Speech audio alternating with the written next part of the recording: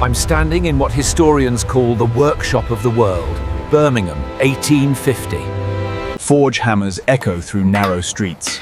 Every third building houses a metalworks, a button factory, a gunsmith. This is the peak.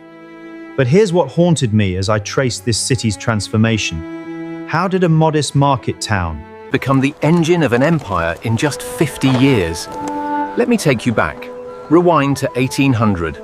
Birmingham. Isn't what you'd expect. No massive factories yet. No railway lines cutting through the landscape. Just 20,000 skilled craftsmen working in small workshops, making things by hand. Buttons, buckles, locks. Boys, the city sits on coal and iron deposits, but nobody's exploiting them on an industrial scale. Yet. The seed of transformation was planted decades earlier. James Watt perfected the steam engine in Birmingham in 17... With industrialist Matthew Boulton, their Soho manufactory became a temple of innovation. Steam power. production. But here's the paradox I uncovered in the archives. Watt's engine didn't immediately revolutionize Birmingham. It took a generation for the implications to spread. By 1800, something shifted. Entrepreneurs realized Birmingham's geographic advantage. Landlocked, Yes. but positioned perfectly at the center of England's canal network. The Birmingham Canal, Completed in 1772, connected the city to raw materials. Coal from Staffordshire, iron from Shropshire, timber from Wales. Suddenly, transportation costs plummeted. Small workshops began consolidating. Capital Began accumulating. The canal network itself was an engineering marvel I hadn't fully appreciated until I examined the original surveys. Over 100 miles of navigable waterways by 1800, more than Venice. Narrow boats moved day and night. The cost of transporting a ton of coal dropped from 12 shillings by road to just 2 shillings by canal. That single factor unlocked everything. Between 1800 and 1830, Birmingham's population doubled, then doubled. Again, 70,000 people by 1830. Not gradual growth, exponential. Why? Jobs. The metalworking trades exploded. Brass foundries, steel rolling mills, gun manufacturers supplying the Napoleonic Wars. Young adults flooded in from rural areas, chasing wages 3 times what farm labor offered. But this growth came with a cost, I found. Difficult to reconcile. The environmental records are stark. By 1820, the River Rere ran black with industrial Waste. Coal smoke created a permanent haze that physicians linked to respiratory diseases. Housing couldn't keep pace. Adult workers crammed into hastily built tenements, sometimes 12 to a room. Disease spread fast. Cholera, typhoid, Tuberculosis. I discovered something in the medical officer reports from 1832 that stopped me cold. During the cholera, outbreak that year, entire streets were wiped out in a matter of weeks. The disease thrived in the cramped courts where workers lived. places with names like Paradise Street that were anything but. No running water, no sewage systems, waste piled in courtyards. The irony wasn't lost on contemporaries. The city building the future couldn't manage. 1830s marked Birmingham's true industrial breakout. The railway arrived in 1837. The London and Birmingham Railway connected the city to the capital in just 4 hours. Game changer. Orders for rails, locomotives. Components flooded in. Birmingham's metalworkers diversified. Brass became jewelry. Iron became machinery. Steel became tools exported globally. The scale of railway construction created demand Birmingham was perfectly positioned to meet. Every locomotive needed thousands of precisely engineered brass fittings, iron bolts, steel springs. Birmingham workshops, Already skilled in small-scale precision work, scaled up fast. By 1840, the city was producing components for railways being built across Europe, North America, even India. I examined the economic data. Between 1830 and 1850, Birmingham's industrial output increased by 600%, 6 times. The city became the world's leading manufacturer of brass goods, buttons, guns, and metal components. Workshops evolved into factories. Small masters became industrial capitalists.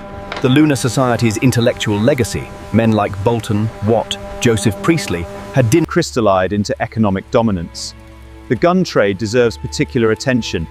Birmingham's gun quarter employed over 6,000 adult workers by 1850. The Proof House, established in 1813, tested every barrel. Manufactured in the city. Military contracts from the British government provided steady demand. But Birmingham's gunsmiths didn't just make military weapons. They pioneered interchangeable parts, a manufacturing revolution that later defined American industry. What fascinated me most was the division of labor. A single gun passed through 60 different specialist workers before completion. One workshop made barrels, another made locks, another stocks, another triggers. This hyper-specialization created incredible Efficiency, but also vulnerability. If one link in the chain failed, entire production stopped. The system was brilliant And fragile simultaneously. But let me show you what the statistics conceal. I found testimony from adult factory workers, describing 14-hour shifts in unventilated workshops. No safety regulations. Machinery accidents were common. Burn injuries from molten metal, crushed limbs from steam presses. The average life expectancy for an industrial worker in 1840s Birmingham was 38 years. 38. Wages rose, yes. A skilled metal worker earned decent money. But income inequality exploded. Factory owners built mansions in Edgbaston, a leafy suburb upwind from the smoke. Workers lived in the industrial core, surrounded by furnaces and pollution. Two Birminghams emerged, one of wealth And innovation, one of labor and suffering. The contrast was architectural as much as economic. Edgbaston's tree-lined streets featured Georgian and Victorian villas with gardens, servants' quarters, and clean air. Meanwhile, the industrial districts packed workers into back-to-back housing with shared outdoor privies, no ventilation, and constant noise from nearby factories. The wealthy never saw the squalor. The workers never saw the luxury. Here's the scale of Birmingham's impact I want you to grasp. By 1850, the city produced half of Britain's metal goods. Half. Birmingham made guns armed the British Empire. Birmingham made components powered locomotives across Europe. Birmingham made jewelry adorned the middle classes from Boston to Bombay. The multiplier effect was extraordinary. Birmingham's success spawned supplier industries, coal mining, iron smelting, canal transport. Banking, insurance. The city became a financial hub. Banks like Lloyd's originated here to finance industrial expansion. By mid-century, Birmingham's economic output rivaled entire nations. I traced in a locomotive in Argentina. That single component represented a global supply chain. Shropshire iron, Welsh coal, Birmingham labor, London financing, Liverpool shipping. The city sat at the center of the first truly globalized economy. The physical city transformed completely. In 1800, Birmingham was timber-framed medieval buildings and narrow lanes. By 1850, Victorian industrial architecture dominated.